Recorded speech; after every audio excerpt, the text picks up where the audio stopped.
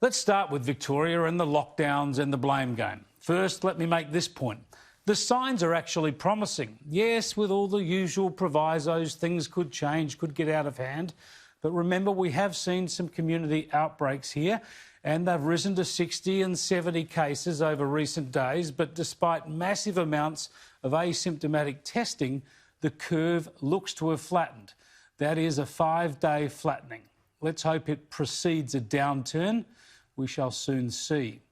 Now, sadly, even though, as you know, 99% of infections are mild, because there have been so many in the last week or so, the number of serious cases has risen, with 27 people in hospital across the country now and 7 in intensive care, 1 in New South Wales and 6 in Victoria. Worryingly, 10,000 people in Victoria have refused to be tested. Some of them apparently claiming they believe the COVID-19 pandemic is some kind of conspiracy. Can you believe it? Victoria calls itself the education state, so perhaps it ought to start telling people that the moon landing was real, viruses do exist, and being tested is the least you can do just to help out with a public health crisis.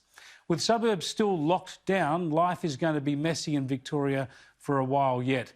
It's so bad that the AFL is relocating all 10 Melbourne-based teams out of Victoria for the next few games at least. For the first time in its history, the AFL will not be Melbourne-centric. In fact, Queensland will host more AFL teams than any other state. And if you don't think that's crazy enough, keep in mind that Queensland Premier Anastasia Palaszczuk has spoken about authorities keeping an eye out for Victorians being smuggled across the border into her state in the back of trucks. If you are thinking about doing it, don't do it. You will be hit with a fine. Trucks will also be randomly stopped. And if you are a truck driver that is participating in this, you will also get fined as well. This is Australia in 2020, hey? Stop the Vics. Might be the first year they have the grand final at Adelaide Oval, and my Crows will be nowhere near it. Back in Melbourne, there have been more allegations about the shambolic organisation of overseas quarantine, that the private security firms involved might have outsourced some shifts, that people without proper training were on duty, that apart from fraternising with people in quarantine, they might have taken them shopping, had sex with them, and even fallen asleep on the job. Now, that last one, guards sleeping on the job, well, that makes it sound like Victoria's being run by George Costanza. Well, there you go. What do you think? Mr. Ross said this was okay? I'm his nephew, all right? Don't worry about it. Go ahead. Check it out. Yeah.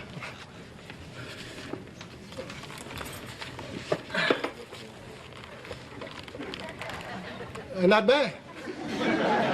Not bad at all.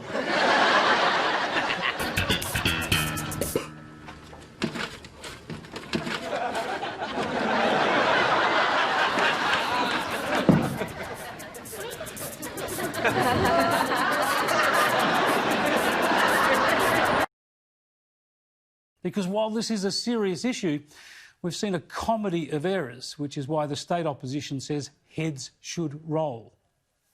Hotel quarantine stuff-ups have directly led to the spreading of coronavirus in Victoria. That is a health issue, and ultimately the health minister is responsible for that. There has to be accountability for that, and the first person whose head should be on the chopping block is the health minister's.